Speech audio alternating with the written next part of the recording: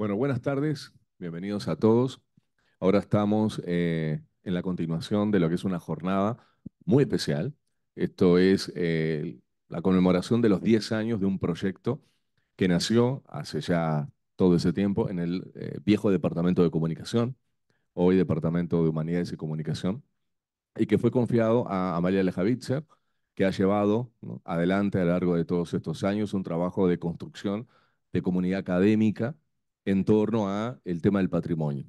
Algo que en realidad en nuestro país siempre ha estado presente, pero a partir de todo este trabajo empezó a tener también una institucionalidad en las universidades privadas que nos enorgullece y que nos entusiasma, y que bueno, la intención es hoy hacer una celebración que no sea más que bueno, un nuevo impulso para la continuidad de este trabajo. Entonces estamos muy contentos de tener un panel como el que tenemos, tan distinguido, tan informado y que seguramente van a ser ponencias que nos van a estimular el pensamiento y ayudarnos a construir una mirada diferente sobre el patrimonio, y cómo el patrimonio en realidad atraviesa la cultura y nos atraviesa como habitantes de la cultura. Entonces, si les parece bien, podemos comenzar. Vamos a pedirle a Silvia Facal, que ella va a presentar una ponencia llamada El Museo de la Shoah y la preservación de la memoria de los sobrevivientes. Silvia es doctora en Historia Contemporánea y de América por la Universidad de Santiago de Compostela, premio extraordinario de mejor tesis. También es máster en Inmigración por la Universidad Pontificia Comillas de Madrid. Es profesora e investigadora de alta dedicación del Departamento de Humanidades y Comunicación de la UCU. Es directora de la Cátedra de Judaísmo Niso Acher. Ha realizado estadías de investigación en la Universitat Sucol de la Universidad Pontificia Comillas de Madrid y en la Universidad Estadual de Río de Janeiro. Cuenta con varias publicaciones sobre temas vinculados con los movimientos migratorios. Destaca su libro Auf Wiedersehen Deutschland, Shalom Uruguay, de la Fundación Bank en Boston, terna finalista Premio Bartolomé Hidalgo 2006 y mención honorífica Premios de Literatura del MEC 2008. Desde el 2010 forma parte como investigadora del Sistema Nacional de Investigadoras de la ANI. Muchas gracias y te escuchamos. Bueno, gracias Richard por tu presentación y primero que nada quiero darles las gracias a Amalia por invitarme a participar de lo que son estos jueves de patrimonio que, como dijo Richard, se cumplen ya 10 años y bueno, es un gran mérito y estamos muy orgullosos de poder contar con estas instancias. Bueno, yo hoy vengo en calidad, por un lado, de directora de la Cátedra de Judaísmo, Niso Acher, que viene de la mano con esa preservación de lo que ha sido el patrimonio cultural judío en nuestro país. Y por el otro lado también como parte del Museo de la Shoah, donde por lo menos hasta el año pasado, que yo les voy a contar un poco la evolución que ha tenido el museo hasta el momento, participo como guía, pero también en varias actividades que venimos realizando desde hace algunos años. Bueno, vamos a ver si... Perfecto, estaba probando a ver el visionado de diapositivas. Bueno, con relación al Museo de la Shoah de Uruguay, este depende de lo que es el Centro de Recordatorio del Holocausto, que fue creado, es una asociación de carácter civil, creada en el año 1953 por sobrevivientes de la Shoah en nuestro país.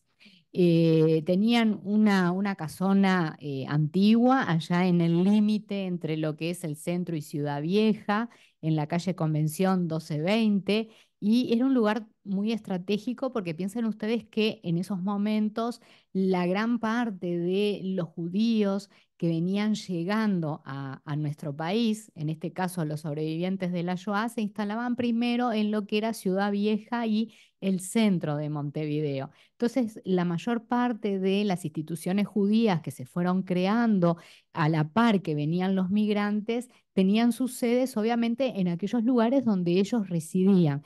Ciudad Vieja, después más adelante, Unión, Goes, y hoy en la actualidad se ha producido un cambio importante porque la mayoría han dejado esos barrios y se centran más en barrios como Positos o Punta Carreta, a donde se han mudado de forma más reciente las distintas instituciones.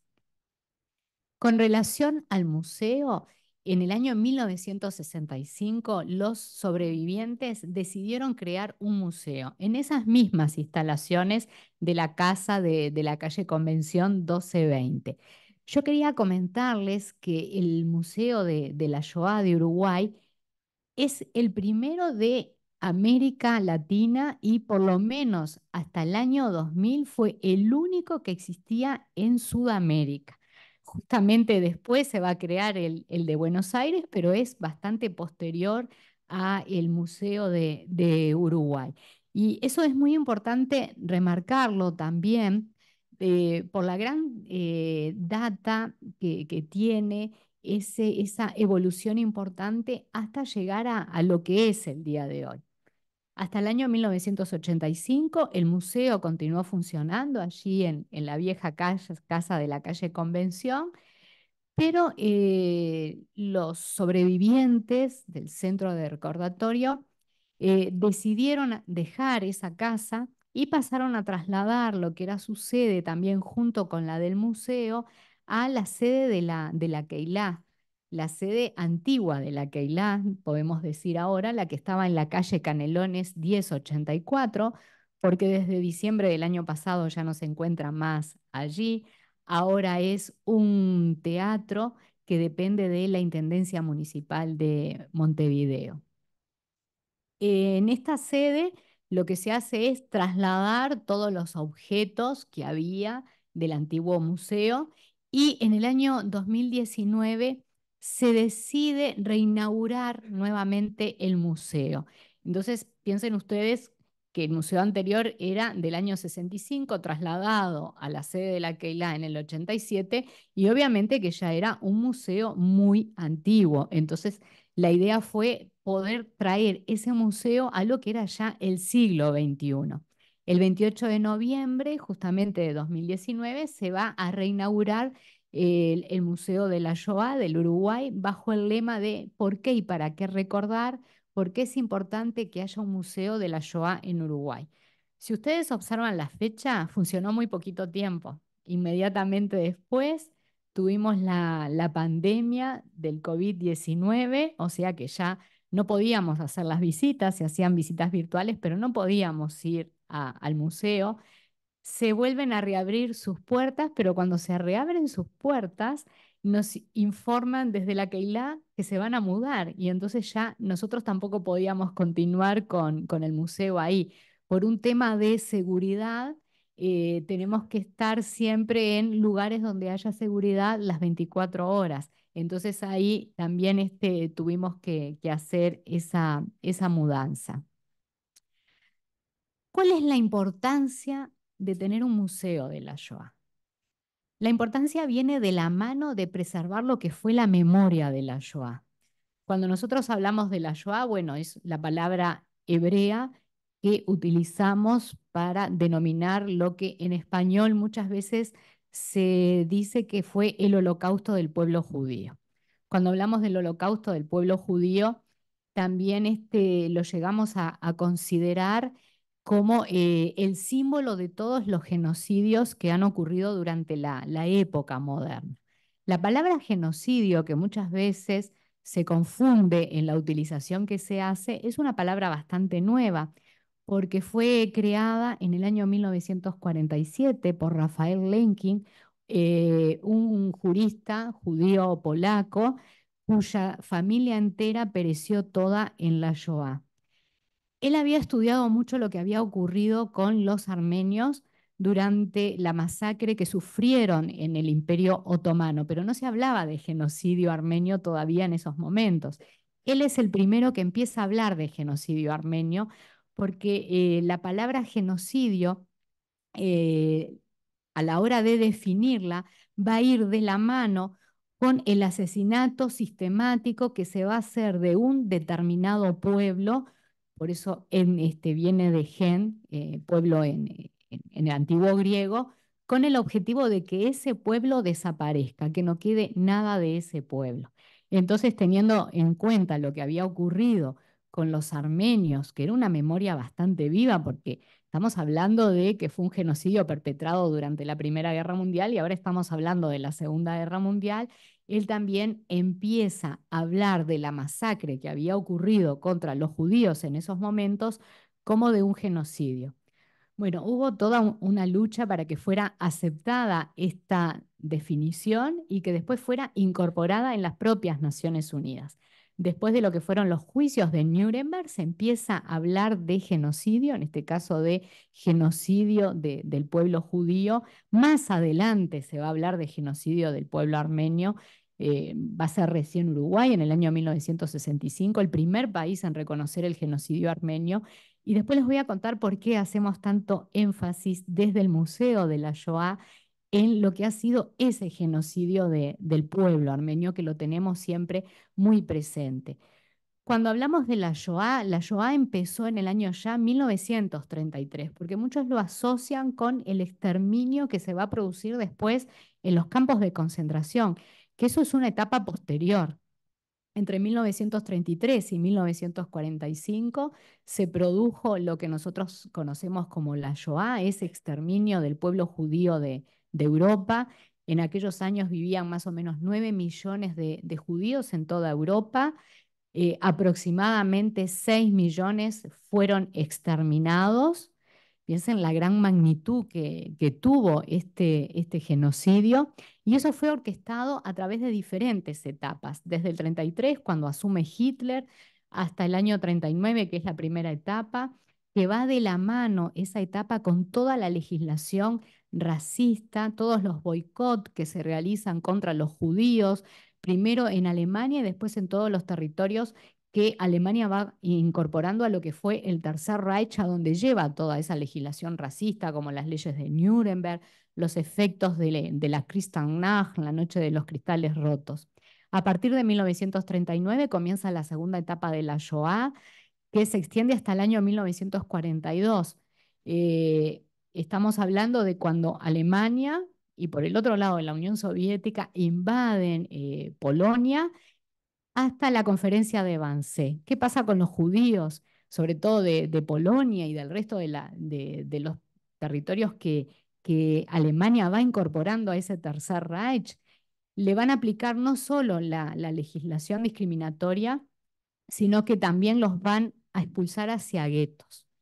Y cuando hablamos de la conferencia de Wannsee en el año 42, que empieza la tercera etapa, ahí es cuando se decide bajo la denominación de cuestión judía, porque no se hablaba de exterminio de los judíos, eso no lo vamos a ver en la documentación alemana, sí se habla de la solución final, la cuestión judía, ahí es cuando se decide que van a ser todos llevados a los campos de concentración, campos que ya existían, no se van a crear en esos momentos, pero que por lo menos hasta 1942 eran utilizados más bien para los presos políticos y también los presos comunes.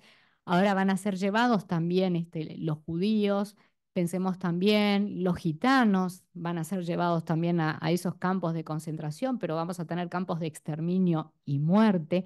No solo van a ser de trabajo forzado, sino que hay otros que van a tener, como el de Treblinka, por ejemplo, que van a ser únicamente campos de exterminio. Después vamos a tener una tercera etapa de la Shoah, desde el año 42 a el año 44, que es cuando se va a producir todo este exterminio que yo les estaba comentando. Van a desaparecer los guetos y a partir de fines del 44 al 45 tenemos la última etapa de la Shoah. Alemania ya ve que la guerra está perdida, pero a pesar de eso continúa con esa política de aniquilación. Tenemos que pensar, los judíos húngaros fueron los últimos en ser llevados a los campos de exterminio, casi cuando Alemania ya veía perdida su guerra, y cuando se acercaban los soviéticos por el este, empezaron esas grandes caminatas que se conocían como las caminatas de la muerte, que se llevaba a los que habían sobrevivido, muchos perecieron por el camino, para trabajar también como esclavos en fábricas, tanto en Austria como en Alemania. Estábamos hablando hoy de la memoria. Esa memoria quedó impresa en los sobrevivientes. Cuando nosotros hablamos de la memoria de la Shoah, esa memoria de la Shoah es parte del patrimonio de la humanidad, es ese patrimonio, como nos dice la UNESCO, que es un patrimonio de carácter, no es material, es un patrimonio de carácter inmaterial que está de la mano de la memoria de los sobrevivientes. Y justamente los sobrevivientes, muchos van a optar por no hablar de esos recuerdos, van a dejar, es un trauma que han vivido, lo van a dejar en un rincón escondido de sus memorias, pero va a estar. Una cosa es que nosotros queramos olvidar, pero ese recuerdo va a estar. Y entonces piensen ustedes que esas memorias traumáticas, todo esto es muy estudiado desde el campo de la psicología, eh, es bueno poder sacar hacia afuera todo eso que se ha vivido. Y más estos recuerdos, porque estamos pensando en hechos terribles de la historia que se han vuelto a repetir y por eso decimos que este genocidio que vivió el pueblo judío es un simbolismo de todos los genocidios. Sobre todo a partir de los 50, de los 60, varios de los sobrevivientes empezaron a hablar. Al principio de manera bastante desestructurada, pero después empezaron a escribir memorias. Algunos las escribían ellos directamente, otros contaban sus experiencias a historiadores o también a escritores y ahí se empezaron a difundir esas memorias. Y entonces estamos hablando de un recuerdo a nivel global, una memoria global que se va dando de lo que son esas vivencias que vivieron estas personas que sobrevivieron, ya fueran los campos de concentración o muchos que vivieron escondidos en los bosques o que incluso gentiles cristianos los ayudaron, antiguos vecinos que tenían judíos. Y por eso al día de hoy, siempre desde Israel se los nombra a los justos entre las naciones, a todos aquellos que ayudaron a sobrevivir a los judíos de lo que fue la Shoah. Y empiezan a aparecer también de a poco los museos.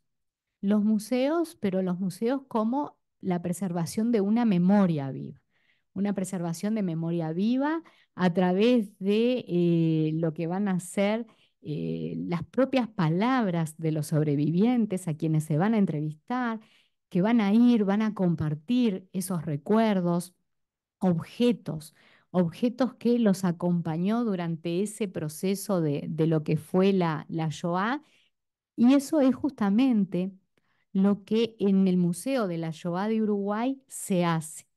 Yo les voy a contar un poco, por lo menos lo que hacíamos hasta el año 2023, hasta noviembre de 2023, que hicimos las últimas de las visitas.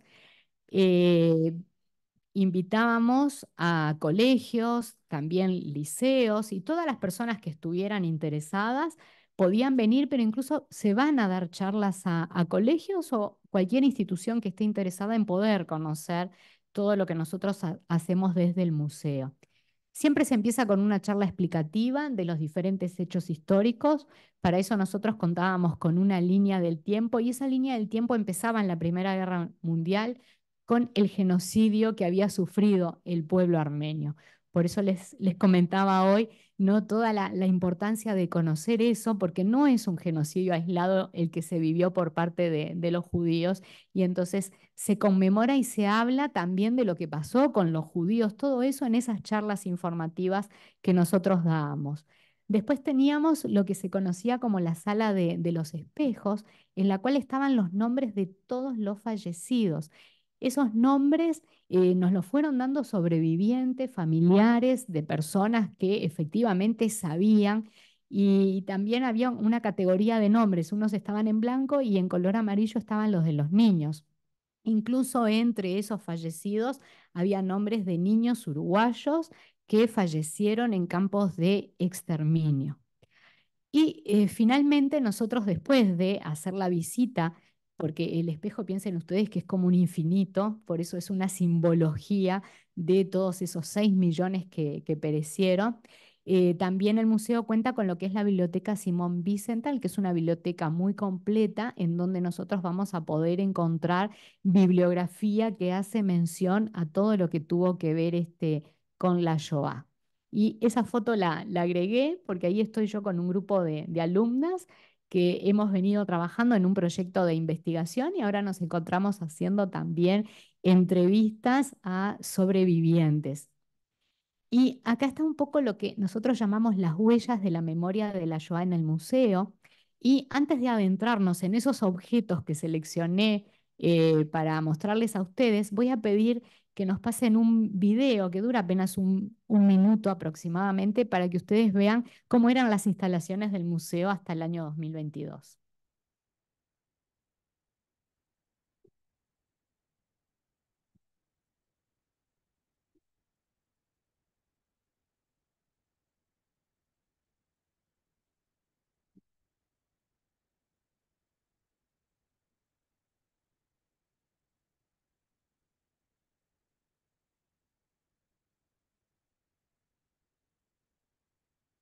Esa es la línea del tiempo.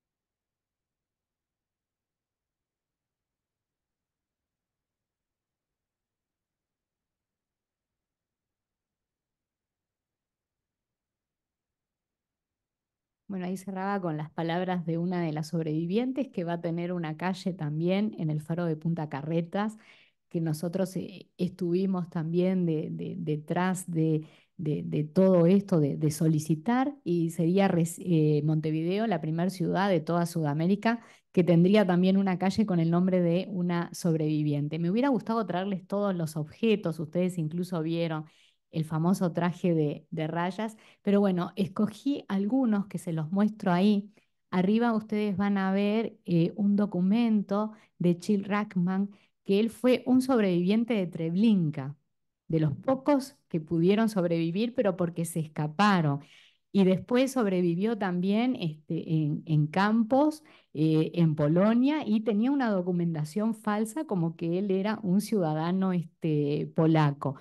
Esa muñeca que ustedes ven ahí era de una niña, de María Klein, que la tenía una niña rumana que logró sobrevivir también en los campos de concentración y que siempre logró tener escondida esa muñeca y que la trajo y la tuvo hasta el día en que murió y quedó como donación para lo que es el museo.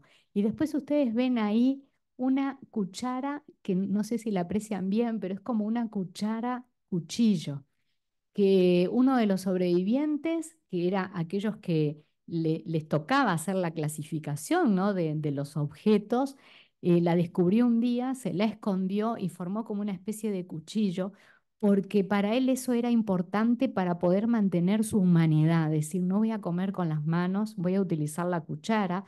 Y el cuchillo lo utilizaba para que su trozo de pan lo pudiera cortar en varios y repartírselo después a aquellos que estuvieran más hambrientos. Y lo último es un peine también de una sobreviviente, en este caso de Ana Binocur, que se lo intercambió por un trozo de pan a una señora que había, porque ella a pesar de todo quería seguir manteniéndose coqueta. Y más objetos que no se los puedo contar ahora porque además ya estoy en el tiempo, decirles ahora que en estos momentos nos encontramos trabajando en la apertura que vamos a realizar y esperemos que pueda ser para el mes de diciembre de este año, sino para principios del año que viene, en la nueva Keilah, que es en la calle Gregorio Suárez, 2830. Y eso es un poquito lo que quería contarles y quería cerrar con algo que dijo, a ver qué pasa que no está la diapositiva que acabo de pasar. A ver, ahí, eso. Lo que dijo Elie Wiesel, que fue Premio Nobel de la Paz y estuvo en el año 1990 en nuestro museo. Y él nos decía, con relación, ¿no?, a lo que fue la Shoah y la importancia de preservar esa memoria. Esa fue una lección de y para la historia. Aquel que odia, odia a todo el mundo. Quien mata, mata más que a su víctima. Muchas gracias.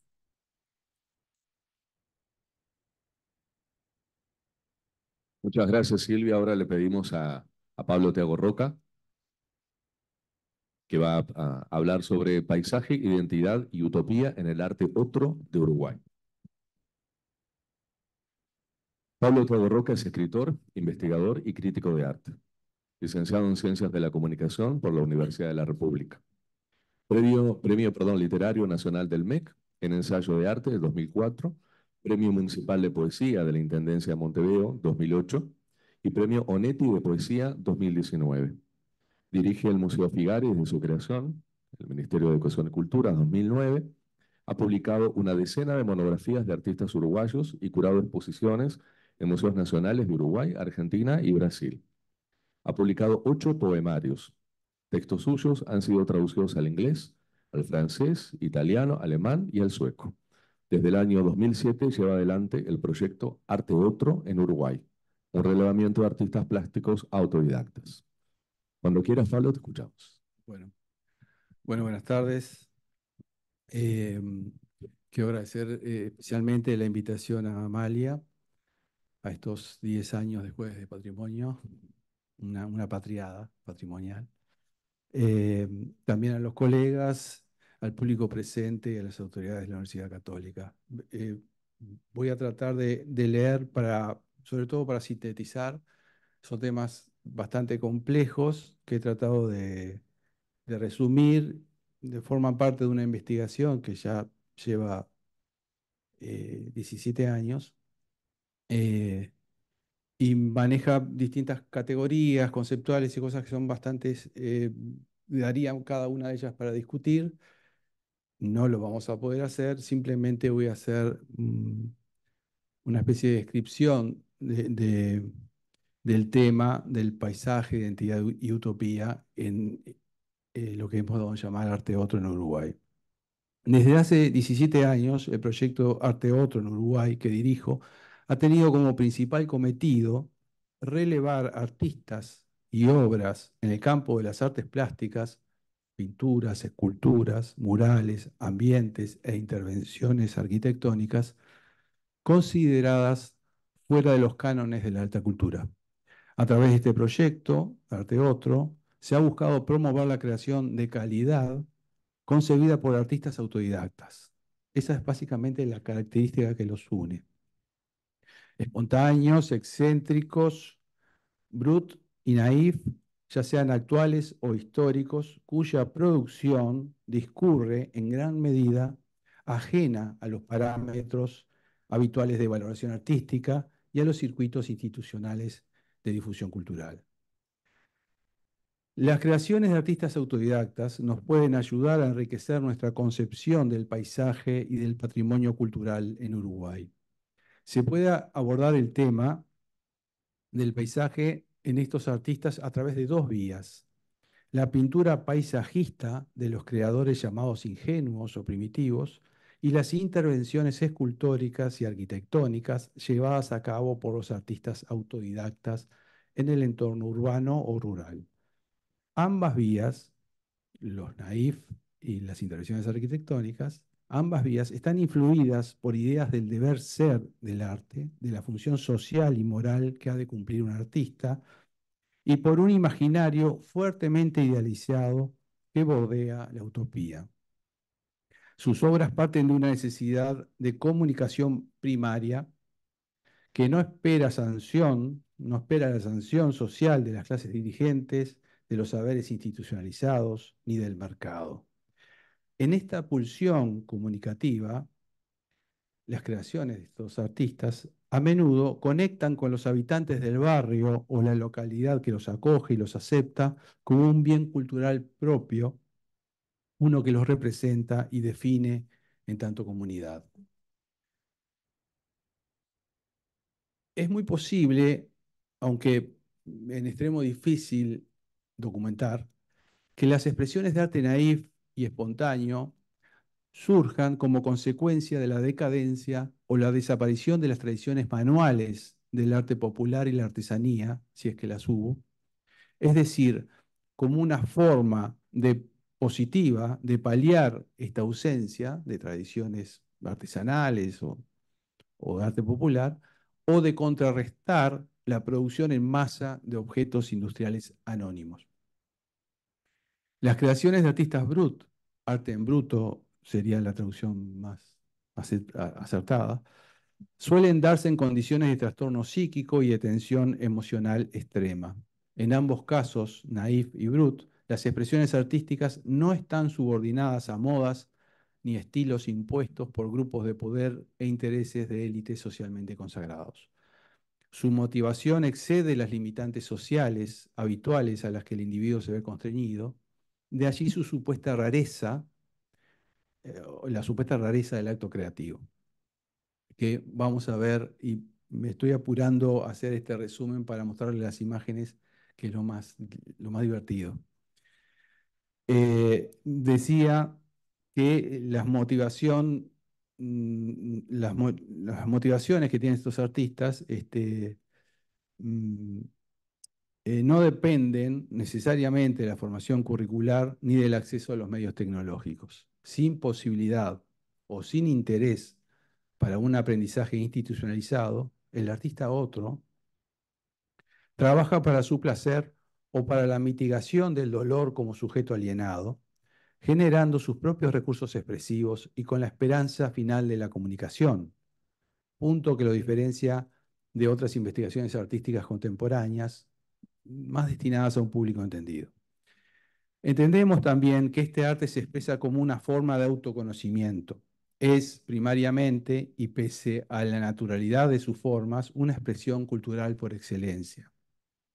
Allí marcamos una diferencia con el concepto de Art Brut, de su impulsor, de su ideador, que fue Jean Dubuffet, que consideraba estas expresiones fuera de la cultura. Nosotros consideramos que forman parte de la cultura.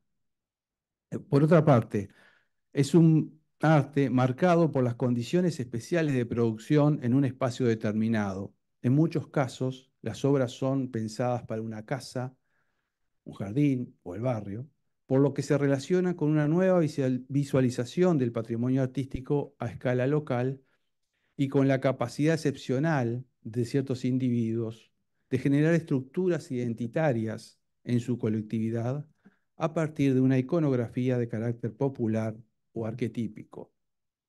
Todo esto que suena muy teórico, vamos a ver ahora unos cuantos ejemplos. Cuando publicamos el libro Arte Otro en Uruguay, hace 15 años, afirmamos en la introducción del mismo: somos conscientes de que este esfuerzo de relevamiento de artistas autodidactas constituye apenas una primera aproximación, una instantánea, de un fenómeno mayor cuyos alcances podemos recién empezar a vislumbrar. Sin embargo, consideramos que es un paso importante en tanto permita despertar el interés de un público allende el ambiente de los conocedores del arte, de las artes visuales, y concite una nueva mirada sobre los valores patrimoniales tangibles, tanto en la escala del barrio, de la ciudad, como de las localidades rurales y los centros educativos.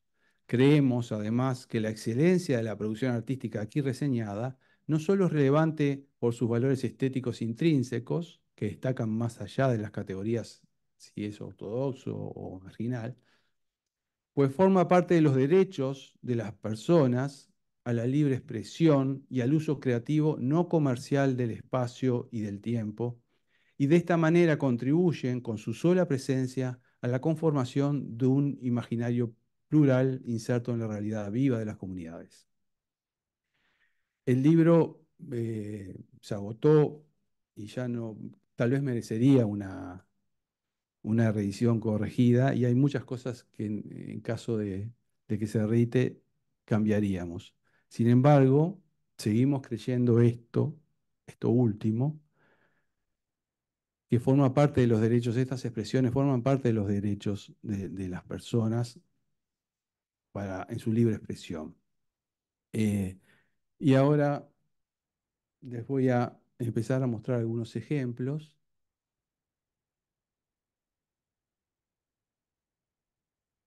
Vamos a saltearnos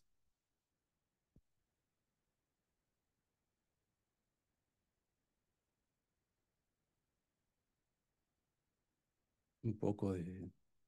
Basta de cháchara. Vamos a mostrar fotos, que es lo más lindo. Bueno, les decía que los artistas naif eh, tienen un concepto muy idealizado del paisaje y que los motoriza. Lo que tenía la obra de Danny Namer, que cumple con todos los requerimientos que se le pide que se espera de un arte ingenuo, es decir, arte ingenuo llevamos al arte hecho por adultos, que nos hace recordar a los niños y que, por ejemplo, llenan todo el espacio pictórico, no dejan blancos, eh, tienen a veces dificultades con la perspectiva, son muy coloridos y, sobre todo, eh, transmiten una idea idílica de la realidad. Lo que tienen en común estas obras, todas las obras de Annie Namer, eh, estas pertenecen a la colección de Arte Otro, son que carecen del mal. El mal, no hay ningún tipo de conflicto en sus pinturas. Eso les da, bueno, una,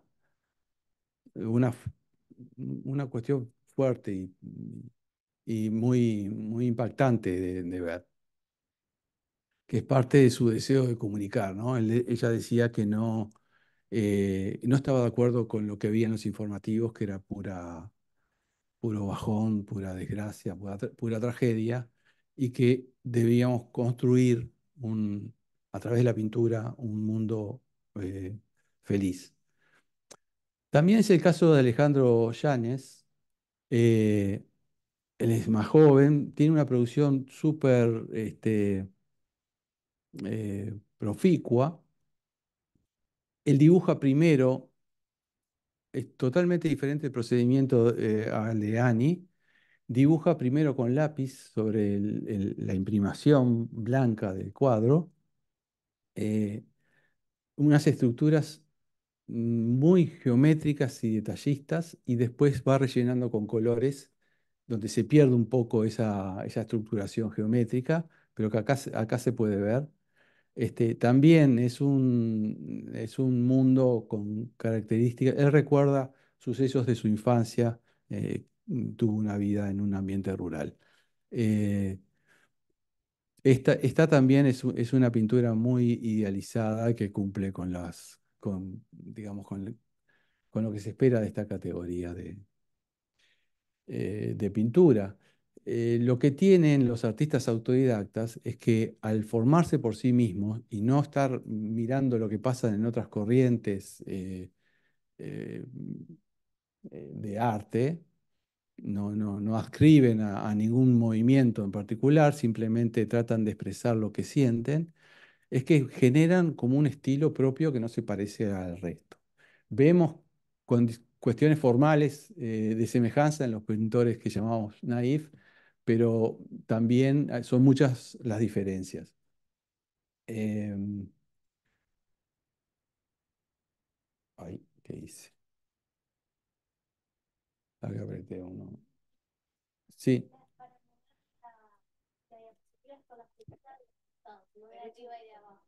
Ah, sí, me escapé de la...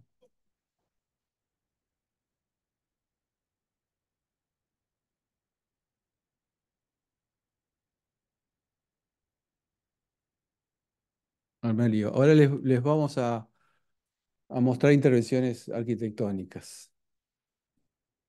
Ahí está. Bueno, esta es la Casa de las Máscaras de Juan Paco Artega, que está en Villa Santo Domingo de Soriano, que es la población más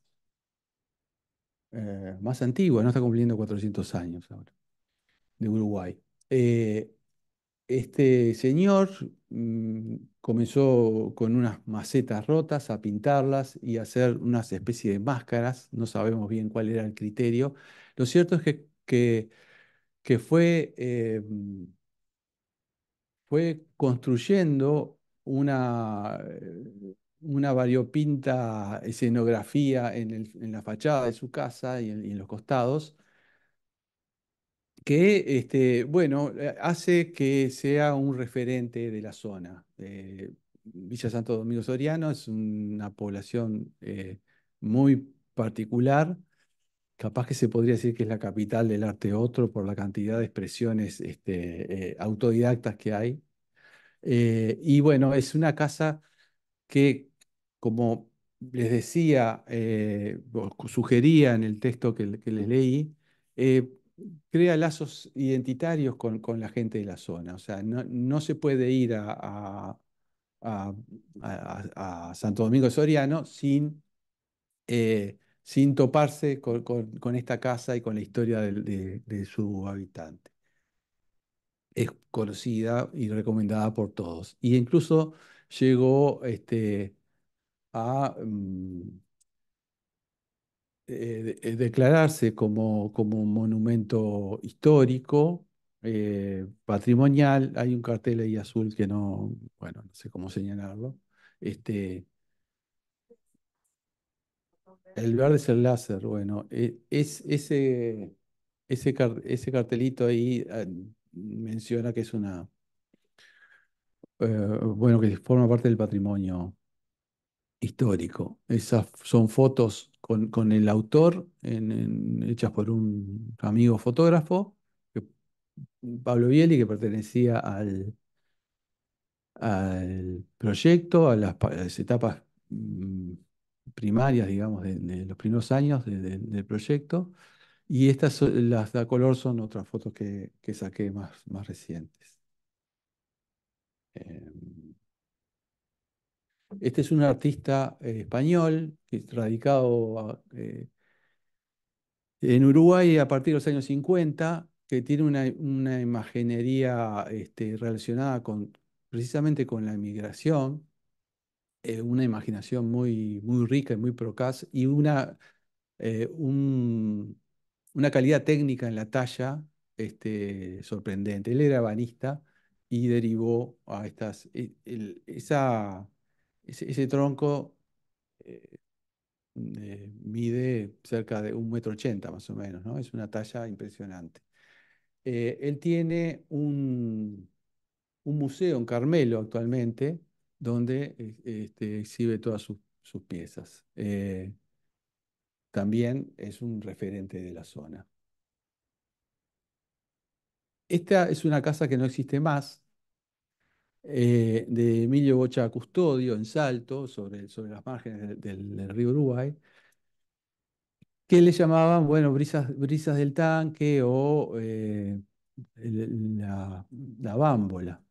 Eh, Era curiosa, yo llegué a esta casa que no está más por medio de fotografías que tomaron arquitectos. En este caso, César Rodríguez Humano.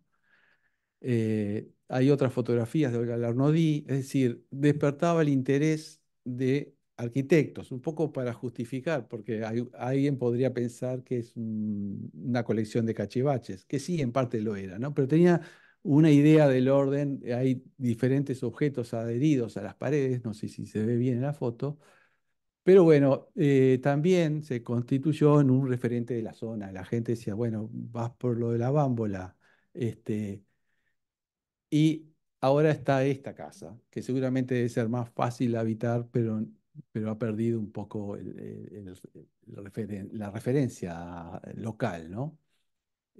Pasamos a un artista en talla que se llama Beto da Rosa. Acá está con Osmar Santos, un artista bueno, fue un informante muy calificado para este proyecto. Este año falleció Osmar, es una gran persona a que le rendimos especial homenaje. Pensaba dedicarle esta charla, aunque breve, a Osmar, pero bueno, se me pasó. Beto Barrosa y Osmar están en el lugar en Rivera donde Beto hace unas tallas y las vende en estos espacios que no son para nada convencionales, ¿no? Tiene su propia idea de cómo debe funcionar el mercado, vende sus piezas con otras, que consisten en una serie de personajes de Rivera, específicamente de la zona. Él no talla eh, a los canillitas, sino a el canillita o al acordeonista Aquilino Pío, por ejemplo. En fin, son personas que están muy vinculadas a su ambiente, como en este caso también de Arsenio Duarte, que aburrido de vivir en Nico Pérez, donde es una ciudad muy gris, él pintó una serie de objetos, hizo toda una cuadra con los objetos que bueno, eran muy expresivos, ¿no? Muy también para la gente de la zona, para algunos, era muy valioso. A su muerte todo esto se borró. Epifanio Fernández, un escultor de Canelones, que hace también una galería de personajes, este es Atahualpa del Chopo, de Canelones. La característica que tiene Epifanio, que como escultor es bastante notable, que en el momento que hacías estas esculturas era prácticamente ciego, entonces tienen toda una cuestión táctil muy, muy interesante. Después operó y recuperó la vista y siguió haciendo esculturas iguales, así que era parte de su estilo. El caso de Betty Galán es extraordinario y ya estamos en tiempo. Hay muchos artistas a los que me gustaría invitarlos a conocer, pero se nos acaba el tiempo. Simplemente decirles que esta señora trabajaba en una barraca y realizó con sus azulejos que conseguía una serie de motivos geométricos, pero hizo más de un billar, más de 1000 bancos de este tipo a pedido que están en toda Nueva Helvecia y otros lugares y ningún diseño se repite.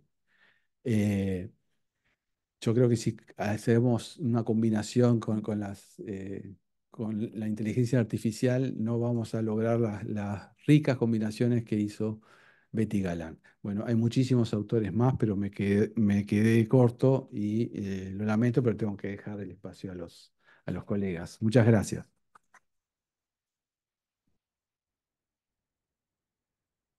Muchas gracias. Invitamos ahora a Rosana Carrete, asumir el atril. Rosana Carrete es licenciada en Artes Plásticas y en Ciencias de la Comunicación por la UDELAR.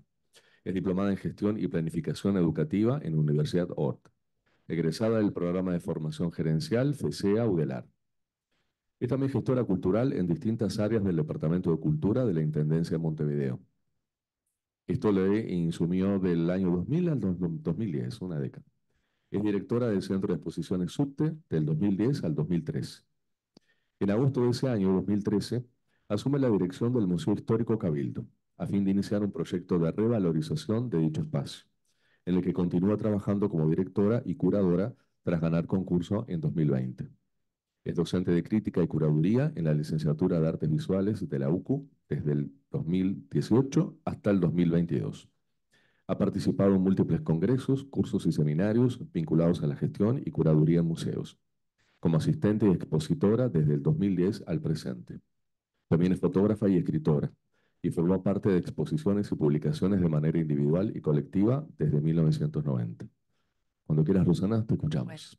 muchas gracias y bueno, muchas gracias a Amalia por la invitación y por el testón en hacer estos jueves de patrimonio, de los cuales el Museo Histórico Cabildo alojó algunos y de los que en alguna ocasión también formé parte y que siempre son sumamente enriquecedores con todas estas miradas y abordajes distintos en torno justamente a lo que consideramos patrimonio, sea patrimonio tangible, intangible, patrimonios urbanos, naturales y demás.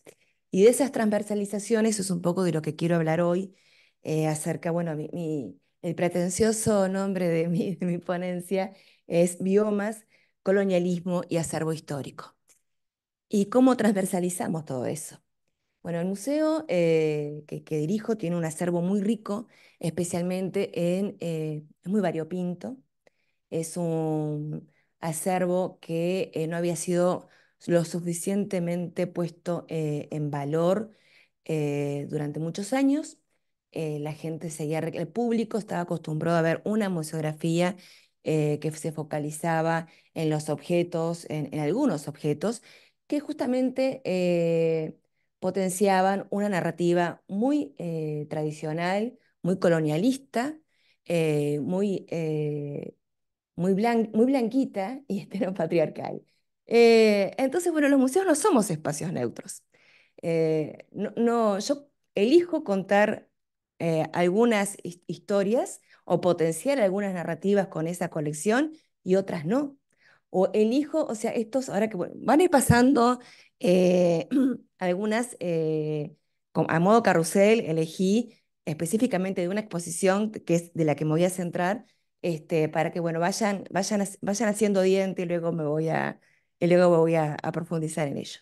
Pero un poco quería introducirles, bueno, en por qué un museo elige contar ciertas narrativas. O sea, la curaduría es un ejercicio, el ejercicio curatorial es generar narrativas, explorar las potencialidades poéticas de cada pieza, elegir o sea, qué se cuenta y qué no se cuenta. Un acervo en un museo es finito, o sea, hay determinada cantidad de piezas, pero quizá las narrativas que yo puedo generar con esos museos, no digo que sean infinitas, pero sí múltiples. Y son caprichosas, claro que sí, es lo que les decía, o sea, el museo no es un espacio neutro y elijo qué contar, qué narrativas voy a contar con esas piezas del acervo.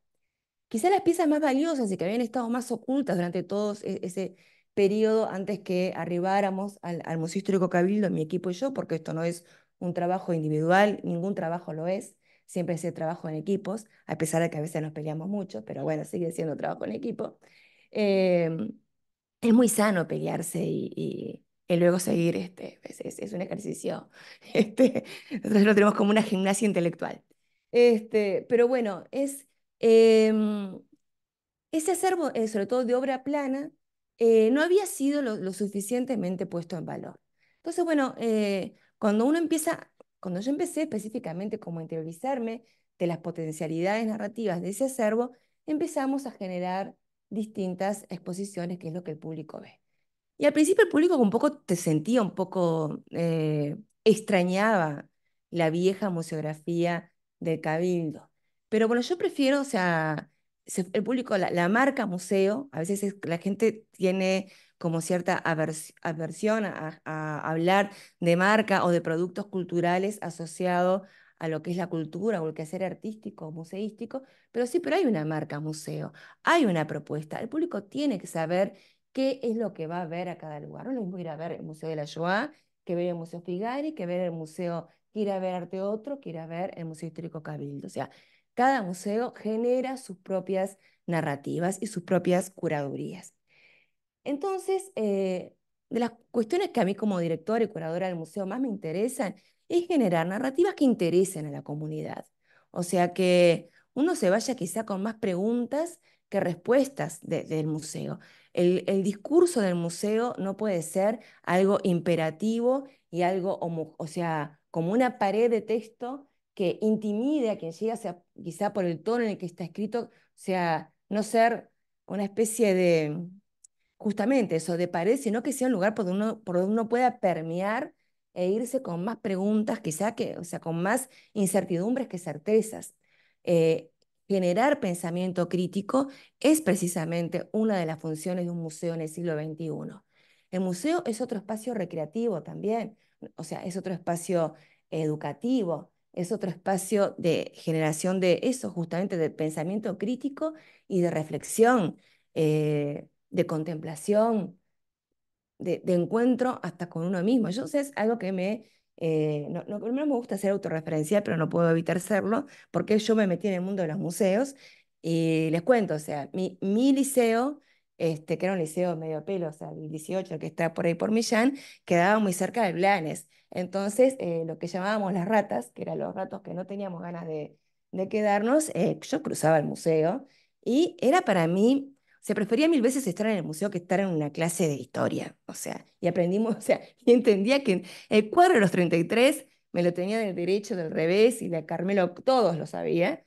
Y luego cuando seguí estudiando en la facultad y demás, siempre me acuerdo que la manera en que cuando uno aprende historia o cualquier disciplina de manera lúdica y con mucho visual, es como que lo incorpora o lo integra a su constructo de pensamiento mucho más que leyendo, que no quita que uno deba leer. O sea, uno vive rodeado de montañas de libros, pero lo visual tiene otra adherencia, si se quiere, al intelecto. García Canclini, que es un escritor que a mí me gusta mucho, un pensador que me gusta mucho, Néstor García Canclini, justamente dice casi todas las culturas eh, prehispánicas y demás, o sea, la imagen era mucho más importante que la escritura. Y luego, ya cuando en la época colonial, con el éxito de la litografía, que eran esas imágenes que se reproducían masivamente, era la manera que tenían de darse a conocer figuras políticas o de ver cómo no se representaban esas poblaciones. O sea, muy poca gente sabía leer y escribir. Entonces, sí, tendrá importancia todo lo que tiene que ver con cultura visual. Y eso, bueno, yendo justamente al museo y a las posibilidades narrativas que tiene esa colección, es que y generando esas exposiciones o ejercicios curatoriales que involucren a la comunidad, que interesen a la comunidad, es que entre una de las tantas exposiciones que hemos realizado, entre mayo de 2023 y mayo de 2024, la exposición que se llamaba Paisajes Culturales Monte Nativo. En un momento en que Montevideo, fue una sincronicidad absoluta, Montevideo no tenía agua potable. Entonces, decíamos, pero que parece increíble que estuviéramos hablando del surgimiento. Había una de las artistas, que ahora voy un poco con eso, que hablaba del surgimiento del agua en el río Santa Lucía. Y bueno, era todo como replantearse cómo mantener ese patrimonio, que es un patrimonio natural. O sea, que no solo hablar en un museo, que es ya de por sí el edificio que lo contiene es un edificio patrimonial, no solo hablar, bueno, del patrimonio urbanístico, ¿no? Hoy que a veces uno pierde la perspectiva de la importancia de esos patrimonios en las ciudades, ¿no? ¿Qué pasaría si mañana pasamos por, que nos está pasando lamentablemente? O sea, hoy Pocitos no es el Pocitos que era en 1920 y 1930. Quizá Montevideo en su desarrollo urbano debería reflexionar acerca de, bueno, de que el desarrollo no debería implicar el sustituir parte de esa memoria y de esa identidad edilicia eh, por otras piezas que quizá es un no lugar, como dice Marc Ollé. Pasamos como pasar por la galería, es todo igual, es todo Avenida Italia y Comercio, yo qué sé. Se parece, bueno. Y lo mismo pasa con los paisajes eh, naturales. Porque los paisajes naturales están asociados también a las poblaciones que los habitan, así como las ciudades y los barrios están asociados a las poblaciones que los habitan. Y se genera ese entretejido que justamente eso es el paisaje cultural, ¿no? Ese, que es una de las cosas que hemos trabajado mucho con Amalia aparte, y hemos hecho como 2 o 3 exposiciones acerca de esas cuestiones, que es bueno, o sea, a través de la alimentación, a través de la naturaleza, a través de lo edilicio, esos paisajes culturales que se conforman. Es cómo habitar esos espacios, esa interrelación entre los habitantes y las ciudades, en el caso de los paisajes urbanísticos y en el caso de los paisajes naturales, esa interrelación entre los habitantes y esa naturaleza que ya estaba y que va cambiando también. Entonces, lo que están viendo son obras del acervo que justamente dan cuenta de distintos paisajes. Acá estamos con un Figari Castro, que bueno, es uno de artistas que conformaba la muestra, Juan Carlos Figari Castro, que es hijo de Pedro Figari, y que hay allí eso algún día podemos, Tiago puede dar una buena conferencia acerca de ello, esa competencia, ese eclipse que hizo el padre quizá de la figura de su hijo como pintor. Pero bueno, en el acervo del Museo Histórico Cabildo tenemos mucho Figari Castro, y que bueno, dan cuenta de ese paisaje, de esos ombúes, de esos paisanos habitando el paisaje, bailando un pericón en el bosque o bailando pericones en esa pradera. Entonces, bueno, también Essex Vidal, Damaso Antonio Larrañaga, que cuenta en el diario de Montevideo, en el viaje de Montevideo a Paysandú, un montón de paisajes rurales, paisajes culturales que hoy ya no existen. Entonces, no es que a ver, la posición no es oponerse al desarrollo, sino preservar ese patrimonio. Entonces, bueno, sintetizando, yo hice al revés que te hago, primero les muestro de qué iba un poco y ahora para centrarme y no dejar nada en el tintero. Bueno, que justamente eso, ¿no? En pleno siglo XXI el museo se plantea como un espacio de reflexión y difusión de conocimiento generado por la academia. El objetivo es propiciar el pensamiento crítico y favorecer la conexión entre la propuesta curatorial y los intereses de la comunidad. La exposición Paisajes Culturales Monte Nativo, que se presentó en el Museo Histórico Cabildo entre mayo de 2023 y mayo de 2024, abordó la conservación no solo del monte nativo, sino de otros biomas amenazados, incluyendo los cursos de agua. En Sala se destacó especialmente el vínculo estrecho entre el paisaje y sus habitantes. Las obras del acervo de este y otros museos, y allí vemos, no sé si al pasar vieron que había algunos animalitos taxidermizados, que son acervo del Museo Histórico Natural y del Museo Damaso Antonio de Larrañaga, con una intervención que justamente dice en peligro de extinción. Ahí pasaban unos bichitos de Exes Vidal, que nunca me acuerdo, no digo el nombre, no me quiero equivocar, Araguazú, bueno, por allí. En la sala se destacó especialmente el vínculo estrecho entre el paisaje y sus habitantes. Las obras del acervo de este y otros museos, Museo Nacional de Historia Natural y Museo Zoológico Damaso Antonio Larrañaga, en diálogo con las obras de artistas contemporáneos, narran la evolución histórica y transformación de estos paisajes a lo largo del tiempo y del espacio, invitando a una experiencia sensible y significativa donde la obra de artistas contemporáneos aporta nuevas miradas acerca de una temática que nos interpela como sociedad. Y ahí voy al otro punto. ¿Por qué invitar a artistas contemporáneos a dialogar con ese acervo del museo? Porque el museo, como les decía, es finito. Porque yo puedo contar y no, o sea, puedo contar o generar múltiples narrativas, pero está lo que se cuente y lo que no se cuente. Capaz que, bueno, no tengo casilleros vacíos y, bueno, cómo completo en mi relato esos casilleros. En general, es a través de pedir obra a otros museos o convocando artistas contemporáneos o ambas cosas. Y un poco a la temática específica de la exposición, Paisajes Culturales Montes Nativos, esta era parte del texto curatorial que decía: tras la llegada de los conquistadores, las poblaciones culturales y paisajes nativos preexistentes, ahí va. Tras la llegada de los conquistadores, las poblaciones culturales y paisajes nativos preexistentes en nuestro continente fueron desplazados dramáticamente por un modelo hegemónico, blanco y extractivista. Entendemos por extractivismo la extracción de recursos naturales a gran escala, con alta intensidad y fuerte impacto sobre los ecosistemas y la biodiversidad. Acuarelas del acervo del museo del siglo XIX son las que están viendo por allí, y relatos del mismo periodo dan cuenta de la desaparición, primero del monte nativo, y luego de las praderas, la fauna y las poblaciones que allí habitaban. Externalidades negativas, oferta y demanda, lógicas que aún no han contemplado costos sociales y ambientales.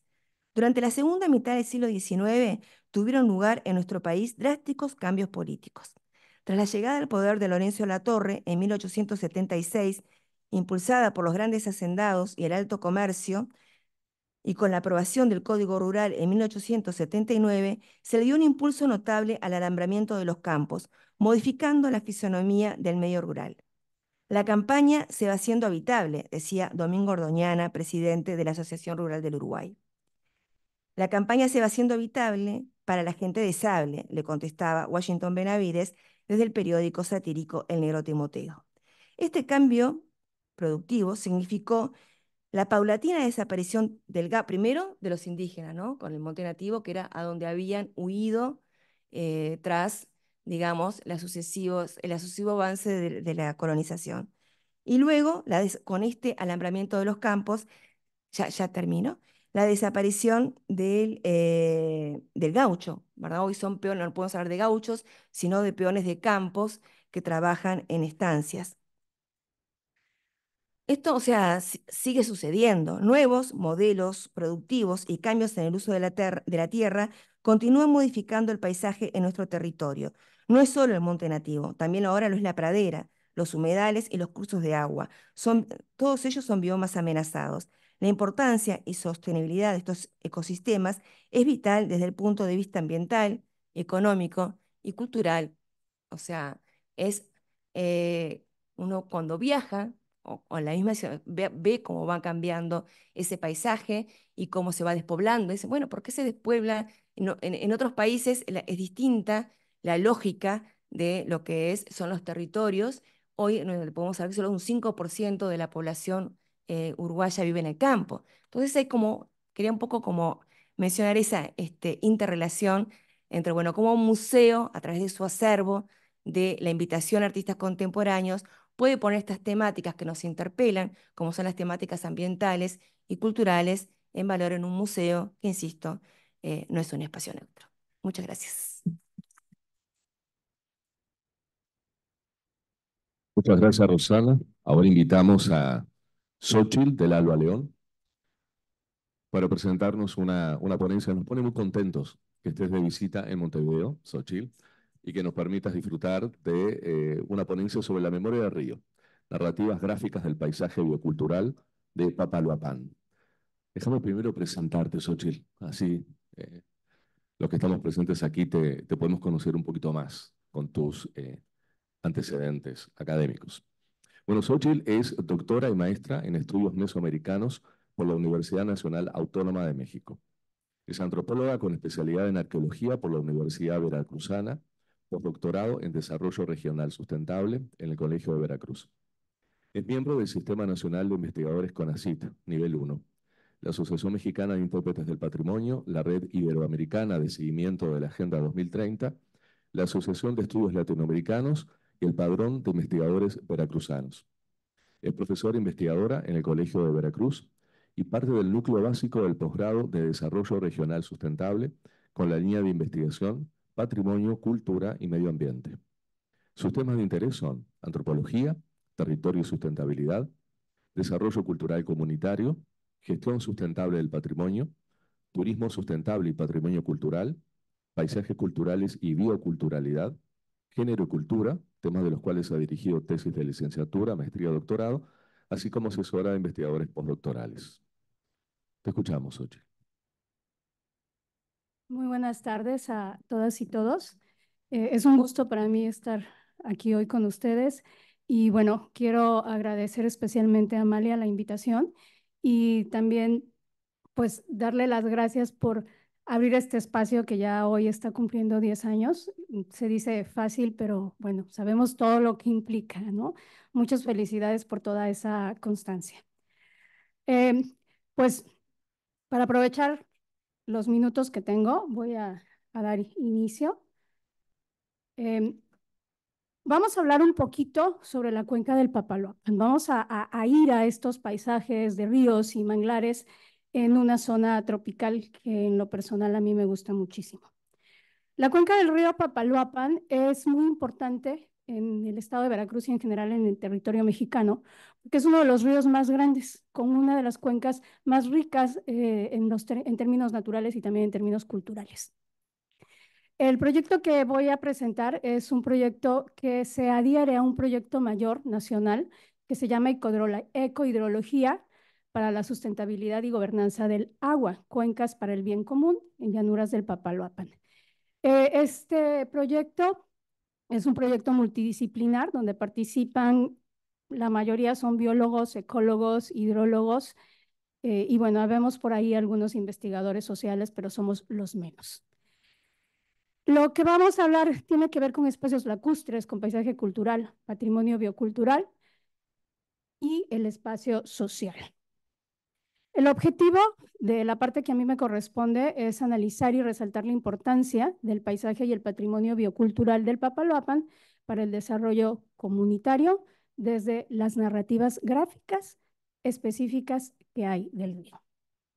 Regresando al Papaloapan, este sitio es muy importante porque, pues ustedes pueden ver, ¿no? Hay tanto riqueza ecológica como cultural, y dentro de esta gran área que es la cuenca del río Papaloapan, hay dos nombramientos muy importantes. Primero, el sistema lagunar de Alvarado, que es declarado como sitio Ramsar, y también Tlacotalpan, Veracruz, es el que vemos aquí, es el tipo de edificación más común, que es Ciudad Patrimonio Cultural de la Humanidad, declarado también por la UNESCO. Tiene unos antecedentes riquísimos esta zona. Se remonta a la época prehispánica. Hay vestigios sobre diversas culturas y asentamientos a lo largo de toda esta cuenca del río, que lo vemos. Este es el sistema lagunar de Alvarado. Aquí viene el río. Y este es el río San Juan y el río Texechoacán, que van a desembocar a la misma cuenca. Hay evidencia de poblaciones que se asentaron desde el 1200 antes de Cristo. Y la importancia también radica hacia el clásico, por ahí del 200, 900 después de Cristo, porque era una zona donde se cultivaba mucho algodón. Posteriormente, un poco antes de la llegada de los españoles, hay evidencia de que esta zona tributaba al Imperio Mexica grandes mantas de algodón, pero también plumas de colores y también ricos peces y frutos del mar, pero también del río. Bernal Díaz del Castillo, que es uno de los cronistas que llega con Hernán Cortés, es el que hace en su crónica una descripción muy bonita. Dice que llegan a este río que se llama Papaloapan, posteriormente lo nombra como Río de Alvarado, y describe cómo hay indígenas a lo largo del río que están pescando y que entre ellos mismos están pues vendiendo e intercambiando todos estos productos. Ya con la colonia ingresa mucho el ganado bovino y pues también llegan por ahí algunas personas a trabajar en los ingenios de azúcar, también población negra, y se hace una mezcla que es lo que vemos actualmente en las poblaciones con un mosaico cultural desde diversas poblaciones y diversas culturas.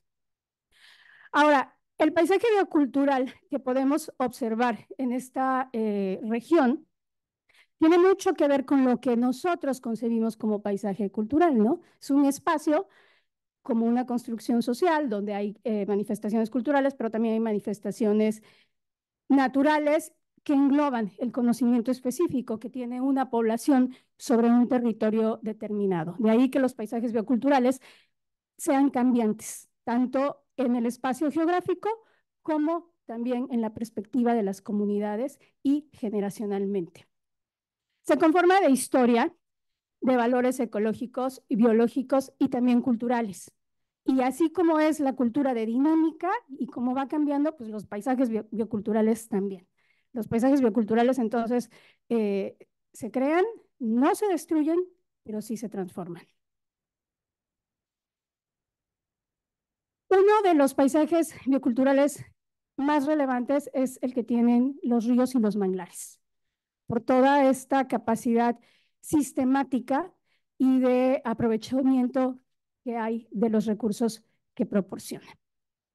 Al respecto, yo retomo esta definición de Che Cartazu, que dice que un paisaje biocultural es la nominación de un territorio con determinadas características, donde una biodiversidad se vertebra con una diversidad cultural, que es algo que podemos ver a través de las prácticas y el manejo que tiene una población sobre estos recursos. Ya llegando un poco más al tema de las narrativas, usamos este concepto de paisaje, que es un texto social o un sistema. Todo aquello que la gente lee en sociedad, la gente lee en comunidad sobre el mundo que lo rodea. Y al respecto, entonces, también retomamos esta otra definición de narrativa gráfica de Lona del 2022, que dice que una narrativa gráfica es aquello que vemos en imágenes, pero que nos está contando un relato. En este relato, el autor decide si prescinde o no de un texto, y lo que está plasmando entonces en esta narrativa gráfica es finalmente todo lo que trae atrás, tanto natural como cultural, y que le hace describir su entorno, pero también muchísimos aspectos culturales, sociales, históricos e incluso políticos, cómo percibe entonces este mundo, ¿no? Remite a la cosmovisión y la percepción que se tiene de un paisaje biocultural. La metodología que utilizamos fue a partir de talleres participativos, usando la IAP, Investigación Acción Participativa, trabajando directamente con la comunidad. Nos basamos también en la elaboración de mapas narrativos como la narrativa gráfica, utilizando estas herramientas que nos permiten entonces hablar y dialogar de una forma pues complementaria como un diálogo de saberes con la comunidad. La interpretación que se hizo de todos estos productos que ahorita vamos a ver fue a través de la hermenéutica interpretativa con un enfoque constructivista.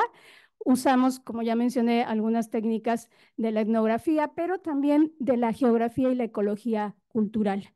Y todo esto produjo entonces dos tipos de perspectiva, la perspectiva EMIC y la perspectiva ETIC, lo cual nos da una riqueza de análisis tremenda, porque no nada más es lo que percibe la otra persona, sino también lo que está percibiendo el investigador cuando está trabajando con estas mismas personas. Esto se aplicó en dos comunidades. La primera fue en Tlacotalpan, que es la comunidad que está más cerca al mar, como pudieron ver en el primer mapa. Y Tlacotalpan es el sitio al que más se le dedica tiempo, espacio, investigaciones, porque finalmente es la ciudad patrimonio de la humanidad. Es una zona semiurbana y en estos talleres participativos, donde se dibujaba una cartografía social y colectiva, participaron 19 personas, entre niños y adultos, y se produjeron, cinco mapas narrativos. Ahí están los niños dibujando. Ese fue un cartelito que presentamos cuando estábamos haciendo la invitación. Hicimos también otro taller en una escuela primaria, que es la de educación básica, en una zona rural, Mano Perdida se llama este lugar. Está muy cerca de Tlacotalpan, pero a diferencia de Tlacotalpan no tiene los focos. Esto está sobre la laguna de Alvarado, directamente en contacto con la zona de manglares. Aquí participaron 17 personas y como resultado obtuvimos 4 mapas narrativos. El otro taller que hicimos fue en la comunidad de Playa Vicente, que ya es la cuenca alta del Papaloapan. Queríamos la perspectiva de la cuenca alta, Papaloapan, que está ya más cerca a la sierra de Oaxaca, y la perspectiva entonces de Tlacotalpan y Mano Perdida, que es la cuenca baja, lo que ya va a desembocar al mar. En Playa Vicente obtuvimos 5 mapas narrativos. Aquí participaron 17 adultos, 5 niños. Es una zona semi-urbana y aquí se prestó, bueno, a mí me gustó mucho este taller porque se hizo en un espacio muy adecuado. Si ustedes ven aquí, este es un mirador y lo que se alcanza a ver por ahí es el río. Entonces estuvimos más en contacto con este paisaje biocultural cuando se estaba haciendo la actividad. Previo a hacer la actividad de los mapas y que se pudiera analizar esta memoria gráfica desde lo que la gente piensa y tiene en mente sobre el río, pues dimos una charla muy breve sobre qué era el paisaje biocultural, un poquito platicando como qué piensas tú, y haciendo ya entre todos una especie de, pues de diálogo interactivo para después entonces ya se pudiera plasmar gráficamente lo que la gente pensaba, ¿no? Y lo que la gente pensaba respecto a lo que ellos perciben que el río les cuenta. Estos son algunos de los mapas que obtuvimos. Es este por aquí, bueno, ahí está. Eh, estas son las nubes que dibujaron y cómo está lloviendo. Entonces aquí dibujaban un poco como lo que era el ciclo del agua, ¿no? En la montaña de la Sierra de Oaxaca, que es donde nace el río, y cómo viene bajando. Este lo hicieron en Tlacotalpan, con un puente que me comentaban llevaban a otras comunidades, los árboles, la iglesia y una cantidad de peces increíble por ahí, ¿no? También la cancha, algunos este, algunos carros. Y esto que está aquí, bueno, la escala no es precisamente lo más preciso, pero bueno, estos, si alcanzan a ver, son unos patitos. Entonces, este es el sistema lagunar de Alvarado, que está muy presente, pero está presente también la cotidianidad reflejada en actividades deportivas, pero también en la ritualidad que representa la iglesia. Me comentaban algunas personas, conforme lo iban dibujando, iban platicando, íbamos haciendo también una grabación de lo que describían, que esta es la zona más boscosa, que desafortunadamente ya no podían ver acá tanto, ¿no? En este otro mapa también dibujaron la plaza de Tlacotalpan y este es el embarcadero. Ahí, aquí ven algunas vacas, por ejemplo. Esta es la Panga que cruza el río. Por aquí hay una capillita, es una especie como de isla. Y en Tlacotalpan en febrero se lleva a cabo una celebración muy importante que es el Día de la Virgen de la Candelaria, donde pasan a los toros a través de esta panga, los pasean por el río, pero también pasean a la Virgen de la Candelaria por el río. Y bueno, es una fiesta que dura como una semana donde hay música, comida y se pone tremendo. Y es lo que dibujaban ellos aquí. Eh, es, ay, este otro de aquí ya tiene muchísimo más color y este a mí me gustó mucho porque está representando el río, pero también una actividad bien importante que a veces no se hace notar en la zona, que es la agricultura. La mayoría de la gente en la zona se dedica a la ganadería y aunque la agricultura es muy importante, es muy poco mencionada.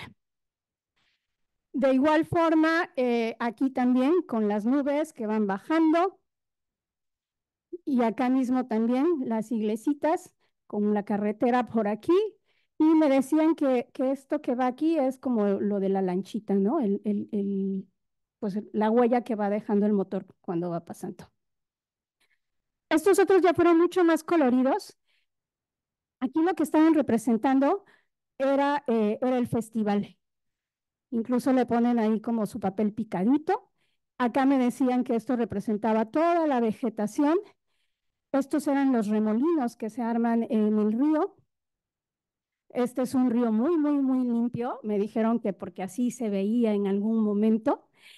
Y si ustedes ven aquí, esto es una jarana, un ojo, y hasta le echaron su verso ahí. Estos son los versos clásicos de los sones jarochos que se pueden apreciar en toda la región. Como resultado, entonces, se identificó y se reflexionó sobre el patrimonio biocultural desde lo común, se compartieron anhelos, pero también se generaron estrategias colectivas de apropiación y gestión sustentable de este paisaje biocultural. Los niños de la zona semiurbana enfatizaron lo cultural y los niños de la zona rural enfatizaban lo ambiental. Se compartieron anhelos, bueno, esta creo que está repetida, pero aquí lo que quiero que vean es que todo esto, estas son las fiestas, los fandangos, donde se reúne muchísima gente, jaraneros, y se amanece bailando.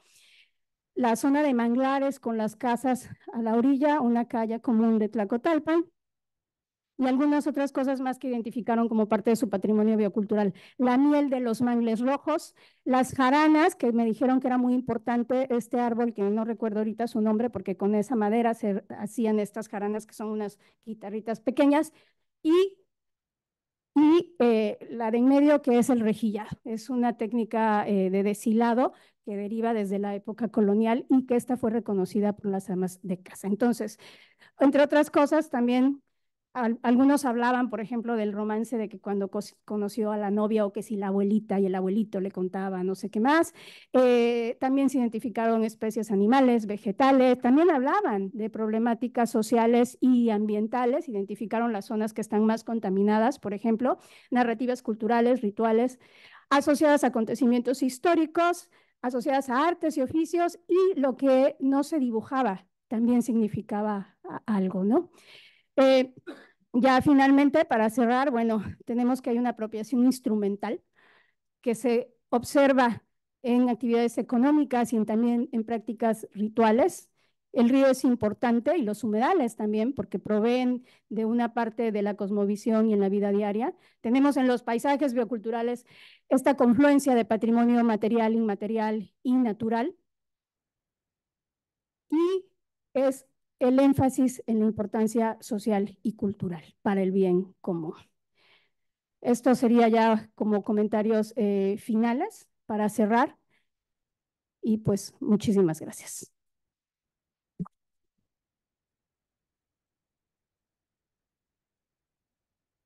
Muchas gracias, Xochitl. Estamos un poco cortos de tiempo, pero creo que vale la pena abrir una ronda de preguntas, ¿no?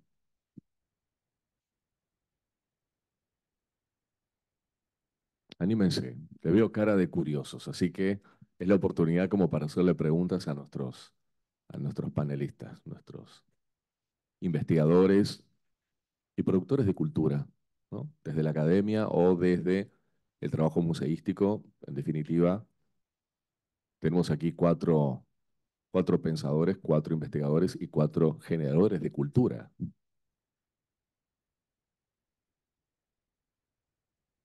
Carolina, te van a acercar un micrófono. Carolina Gracing.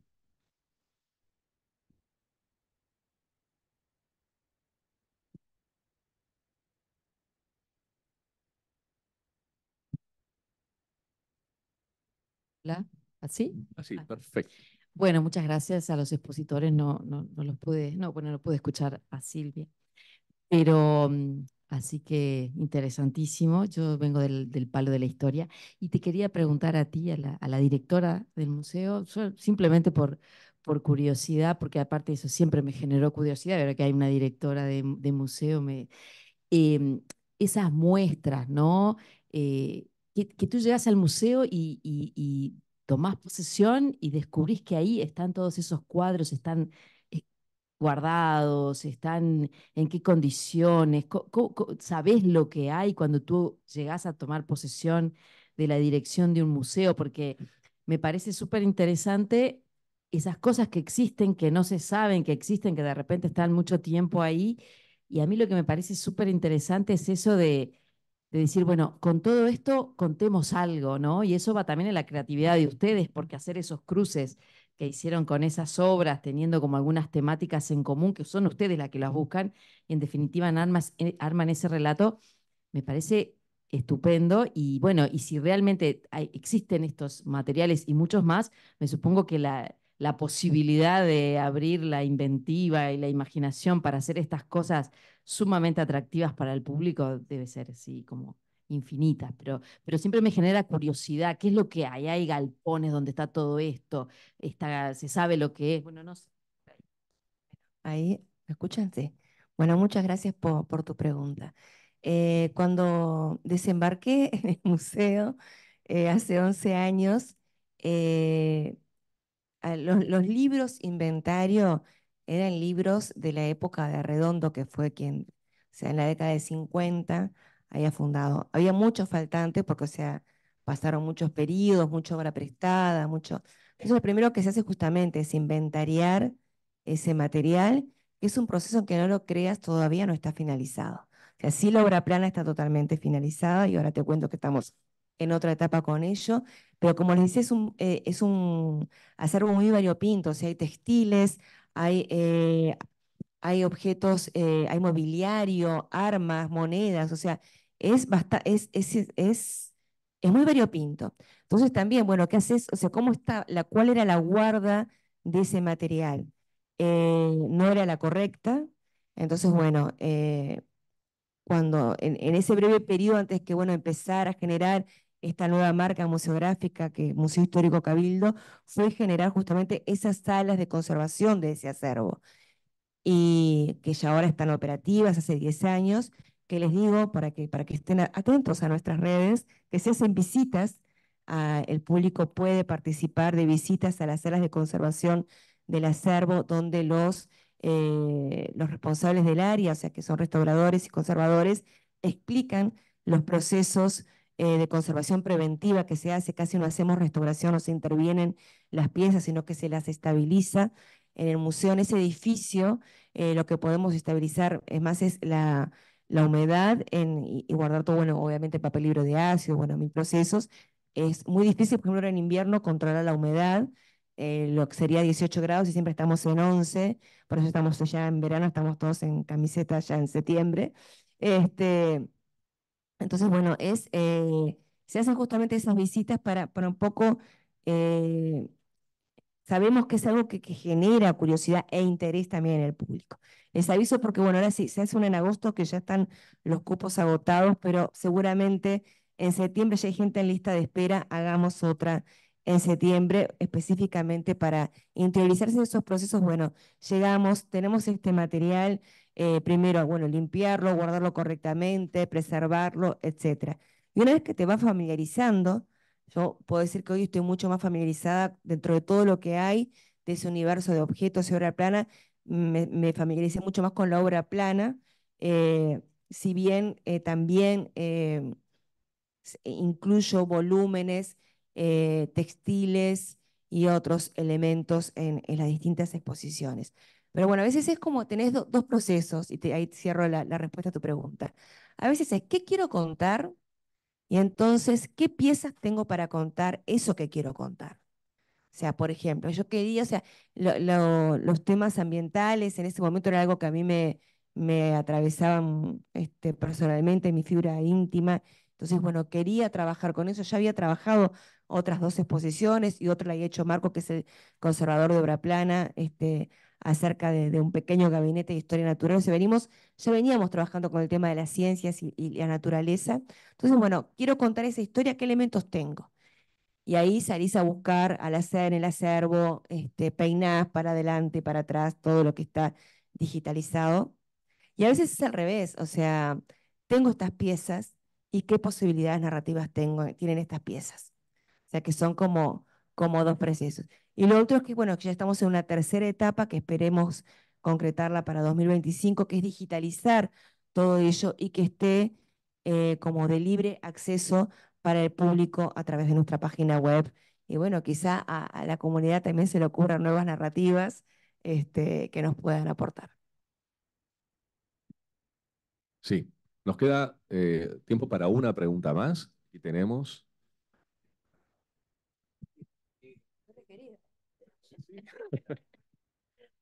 Ah, perdón, no, pero vamos a darle el espacio para que haga su pregunta también.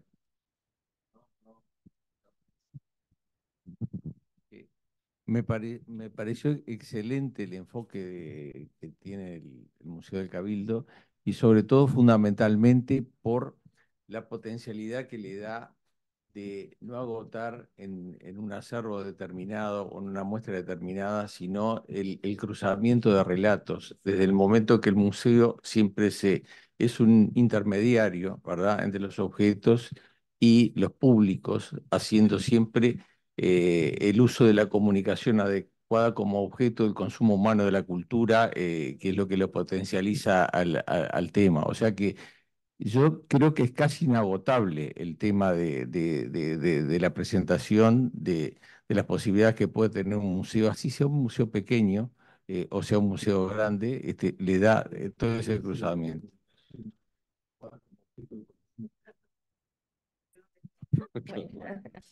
Gracias. Bueno, Gracias. muchas gracias a vos por esa apreciación y es justamente generar esa, también esa invitación a que, bueno, a que nos propongan a través de redes y de preguntas. Eh, una de las cuestiones que yo trabajo mucho son temáticas de género y, y nació, o sea, no solo porque sea un tema que esté en la agenda, sino porque, bueno, es un acervo donde, por ejemplo, a nivel de representación, hay una gran asimetría, hay 189 artistas varones y 7 artistas mujeres. Entonces ya ahí justamente ese hueco me generaba como, bueno, la invitación a hablar de eso. Y después, bueno, y seguimos abordando, pero esa es justamente los objetos, qué historias nos cuentan, como, bueno, agotar, o sea, como vos decís, si se quiere, son inagotables esas capacidades narrativas. Así que muchas gracias por tu comentario.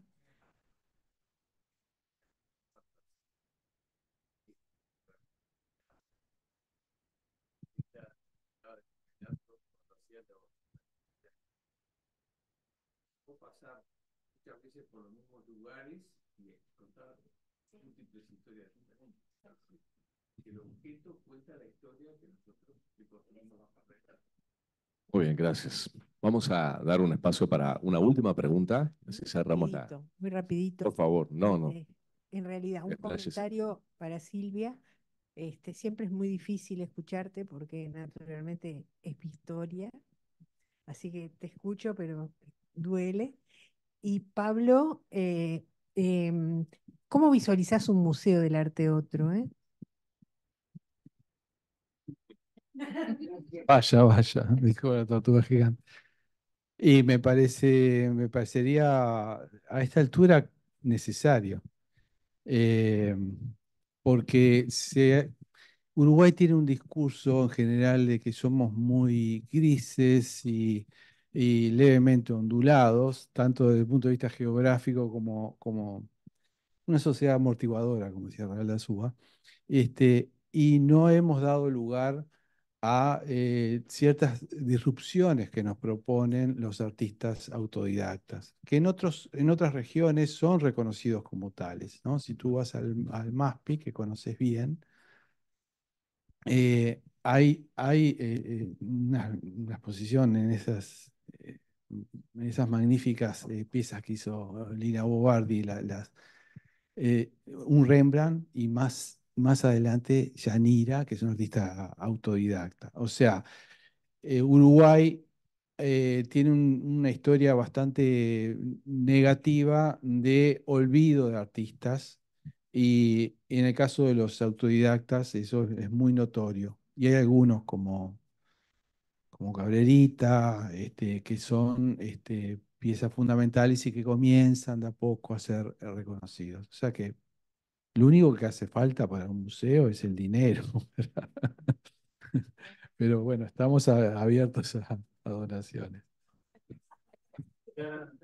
Bueno, muchas gracias. Queremos agradecer, primero que nada, el respeto y la rigurosidad del tiempo, porque es el respeto a los compañeros también y a la audiencia, pero especialmente, nada, el estímulo del pensamiento. Muchas gracias.